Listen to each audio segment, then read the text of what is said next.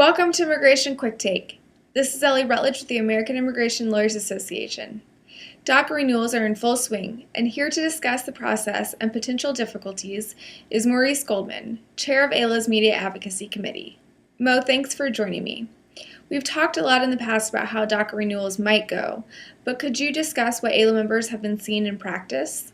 First, when the announcement came out in June about the renewals of employment authorization for DACA, there was widespread concern about whether or not these employment authorization renewals would be done and completed in time so that there would be no gaps in individuals' employment authorization. And unfortunately, there's been a lot of delays that have been playing out in practice. And I know that AILA National has seen a lot of cases, a large number of cases that have been pending more than 120 days, and also a significant number of cases where the employment authorization was not renewed in time. I personally, in my own practice, have had a handful of cases that have come very close to expiring without the extension being in place.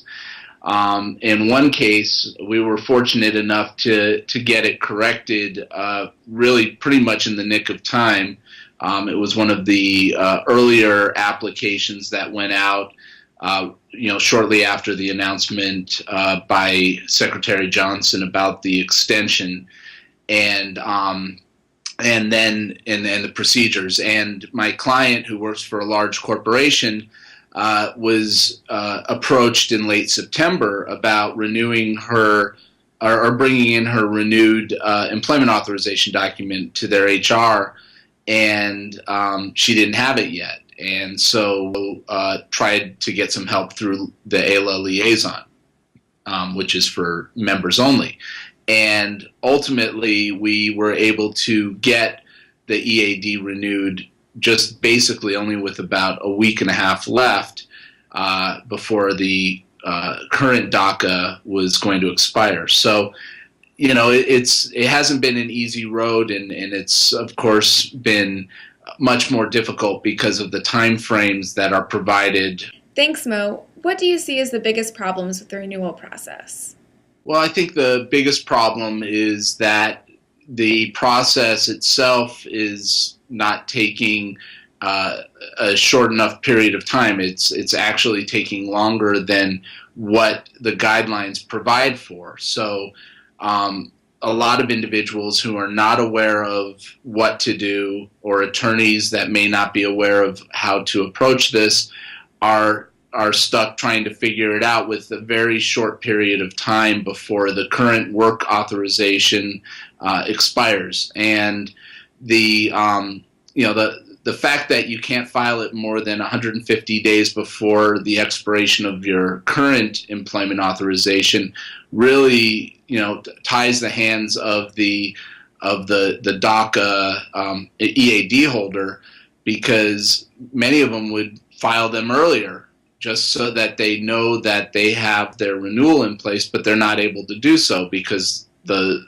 guidelines say that if they do it, their application would be rejected. So that's been a major problem. Advocates have been asking USCIS to have some sort of temporary extension of the employment authorization for individuals who have submitted their DACA but haven't received it within the 120-day period. However, at this juncture, the issue still remains unresolved. Where can AILA members go for questions or help regarding renewals?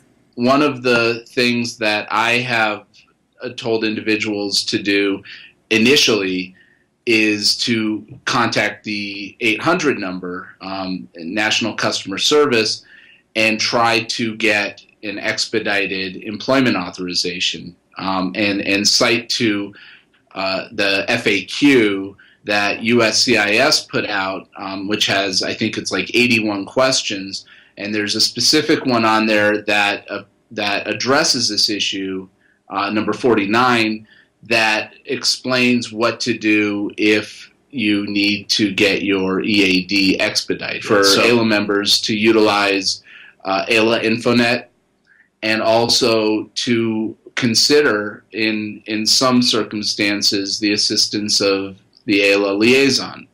Another is to utilize the USCIS Ombudsman, and going online and filling out the application for assistance through that office. Another option is to maybe utilize the assistance of a local congressional office. We have been successful in my office in utilizing the assistance of Representative Grijalva's office in a few cases, actually. I would say that in practice, you need to choose, if you're going to decide to use the ombudsman or the congressman or even AILA liaison, you need to just choose one of those options. Don't try to use all three at once, because that can become difficult and confusing for the USCIS. Thanks, Mo, for joining me. For the rest of you, please stay tuned for more updates from the American Immigration Lawyers Association.